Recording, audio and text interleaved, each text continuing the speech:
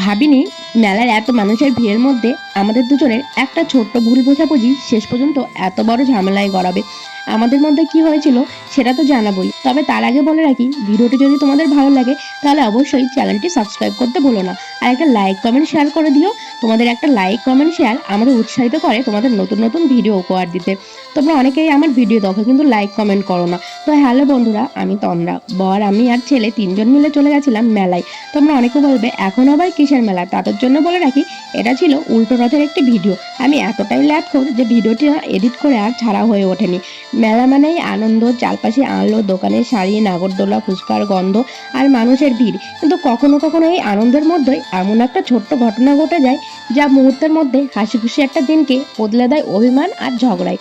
ভাবিনি মেলার এত মানুষের ভিড়ের মধ্যে আমাদের দুজনের একটা ছোট্ট ভুল বোঝাবুঝি শেষ পর্যন্ত এত বড় ঝামেলায় গড়াবে। মেলাতে ঢোকার আগেই আমরা কিছু খাবার খেয়ে নিয়েছিলাম। প্রথমে একটা গজা কিনে দুজনে শেয়ার করে খেয়েছিলাম, তারপর চলে গেছিলাম ফুচকার দোকানে। ফুচকা খেয়ে দুজনে মেলার ভিতরে প্রবেশ করলাম। আসলে মেলার খাবার দোকানগুলো এতটা ভিড় থাকে, তাই আমরা বাইরের থেকে খেয়ে নিয়েছিলাম। যেহেতু ছেলেকে নিয়ে গেছিলাম তাই বেশি সময় থাকার প্ল্যান ছিল না, তাই যতটা কম সময়ে সব কমপ্লিট করা যায় আর কি।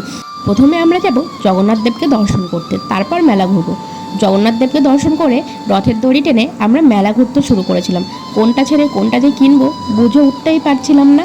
মেলায় গেলে আমার এই এক সমস্যা, কোনটা ছেড়ে যে কোনটা কিনবো সেটা নিয়ে কনফিউজড হয়ে যায়। আমার তো মনে হয় গোটা মেলাটা ধরেই আমি বাড়িতে নিয়ে চলে আসি, বিশেষ করে বাড়ির প্রয়োজনীয় জিনিস যেমন কাচের বাটি, থালা, গ্লাস এইসব, আর কিছু সাজগোজের জিনিস যেমন কানের, গলার, এগুলো দেখলেই মনে হয় আমি সবগুলো নিয়েই বাড়িতে চলে আসি।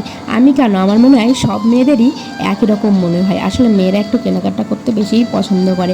কে কে আমার সাথে একমত অবশ্যই জানিও আমাকে।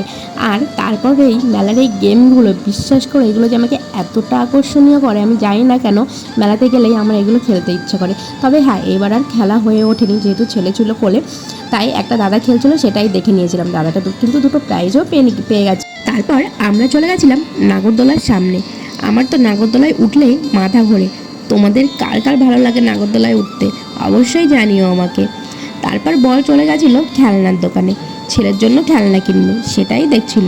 তারপর আমি কিছু কানের দেখছিলাম, পছন্দ হলো না। তারপর অন্য দোকানে পছন্দ করে কয়েকটা কানের আর গলার নিয়ে নিয়েছিলাম। দোকানগুলোই এত সুন্দর সুন্দর কানের ছিল, দু চারটে কিনলে কি আর মন ভরে বলো তো। এবার বলি আমাদের মধ্যে ঝামেলা কেন হয়েছিল। ঝামেলার কারণ ছিল আমাদের ছেলে। ও তো ছোট, যে খেলনাটাই দেখছিল সেটাই নেবে বলছিল, আর ওর বাবা ওকে সেগুলোই কিনে দেবে বলছিল।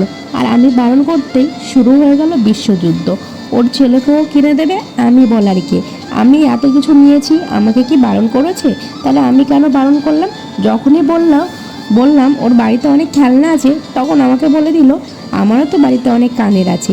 অমনি আমার মাথাটা গেল গরম হয়ে। আচ্ছা বলো তো, আমার সঙ্গে কি ছেলের তুলনা?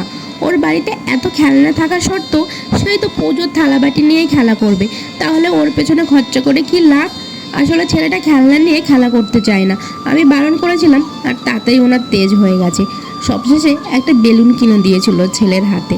আর এত খেলনা ওর বাড়িতে, বিশ্বাস করো ও একটা খেলনা দিয়ে আজ পর্যন্ত একটা দিনও খেলেনি। সেই ওর ঠাকুমার থালা, পুজোর থালাবাটি দিয়েই ও খেলবে। মা বাবা যেহেতু বাড়িতেই ছিল, আর যেহেতু সেদিন উল্টো রথ ছিল, তাই বাড়িতে আসার সময় বাড়ির জন্য কিছু খেলনা নিয়ে এসেছিলাম।